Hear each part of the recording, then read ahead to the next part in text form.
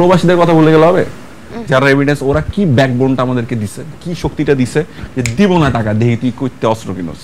আপনি তো একটা স্ট্যাটাসও দিয়েছেন যে ডেফিনেটলি আমি বলছি তাদেরকে স্যার বলতে হবে। আমি স্যার বলার কথাটা অনেক দেখেন তাদের, আমি বলছি এয়ারপোর্টে তাদের স্যার বলতে হবে। আমি এটা লিখছি অনেকগুলো আলোচনার মধ্যে একটা আলোচনা, আমিও এটা আবিষ্কার করি না এই কথাটা। আমার কাছে আশ্চর্য সুন্দর লাগছে, সবচেয়ে সুন্দর যে জিনিসটা লাগছে, প্রবাসী ভাইরা এসে আমার পোস্টের নিচে লেখা শুরু করলো আমাদেরকে স্যার ডাইকেন না, শুধু একটু ভালো ব্যবহার করেন। দেশের বাইরে থেকেও কিন্তু অনেক মানুষ ফাইট করছে, অনেক প্রবাসী ফাইট করছে, এবং তাদের কথায় আমরা জেগেছিলাম, আমরা ঘুমাই নাই।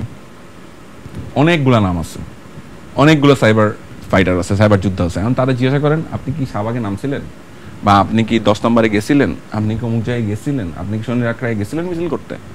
ভাই তারা মিছিল তৈরি করতে হেল্প করছে, লক্ষ লক্ষ কোটি কোটি জনতার মিছিল তৈরি করতে তারা এতদিন জনগণকে প্রস্তুত করছে। দে আর দ্য সাইবার ফাইটার্স।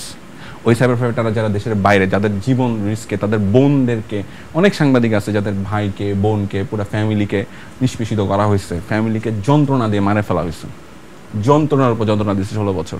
তারা তাদের জীবন বাঁচানোর জন্য দেশের বাইরে চলে গেছে, ফাইট করে গেছে। কিন্তু বাংলাদেশের প্রাইভেট ইউনিভার্সিটির ছেলেরা 18 তারিখে যদি রিভোল্ট না করতো, ওইটা ছিল super fight back. They did amazing job. যখন ঢাকা ইউনিভার্সিটিতে ক্র্যাকডাউন হলো, বিভিন্ন ইউনিভার্সিটিতে ক্র্যাকডাউন হলো, তারপরে প্রাইভেট ইউনিভার্সিটি ঘুরে দাঁড়াইছে। সেই ফাইটটা তো ইম্পর্টেন্ট, বলতে হবে তো।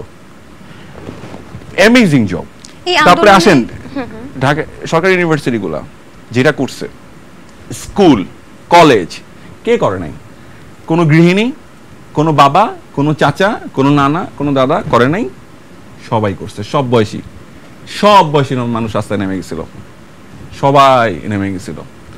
কেউ কাউকে ইয়া করছে? হিন্দু মুসলমান বৌদ্ধ খ্রিস্টান বলে আলাদা করছে? একসাথে যুদ্ধ করছে, একসাথে ফাইট করছে, একসাথে প্রতিবাদ করছে। প্রবাসীদের কথা বলে গেলে হবে? যারা এভিডেন্স, ওরা কি ব্যাকবোনটা আমাদেরকে দিছে, কি শক্তিটা দিছে যে দিব না টাকা দেহি তুই কইতে অস্ত্র কিনস।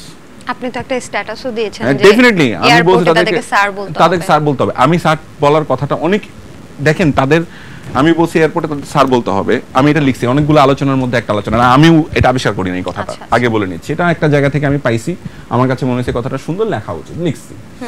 কিন্তু আমার কাছে আশ্চর্য সুন্দর লাগছে, সবচেয়ে সুন্দর যে জিনিসটা লাগছে, প্রবাসী ভাইরা এসে আমার পোস্টের নিচে লেখা শুরু করলো আমাদেরকে স্যার ডাইকেন না, শুধু একটু ভালো ব্যবহার করেন। আরেকটা জায়গা আছে কিন্তু বড় সেক্টর, এটা বাদ দিয়ে দিতেছিলাম, Bangladesh army, Bangladesh air force, Bangladesh navy.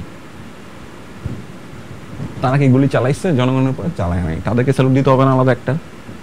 তাদেরকে আলাদা একটা স্যালুট দিতে হবে যে আপনাদেরকে অসংখ্য ধন্যবাদ, আপনারা জনগণের কথা শুনছেন, জনগণের কথা ভাবছেন, আপনার ভাইটার কথা ভাবছেন। আপনার আমার মতো করে হয়তো আমি হয়তো আয়নাঘরের ওই গল্পটার কথা বলার সময় যখন ইমোশনাল হয়ে গেলাম, হয়তো আপনারা ওইভাবেই ভাবছেন।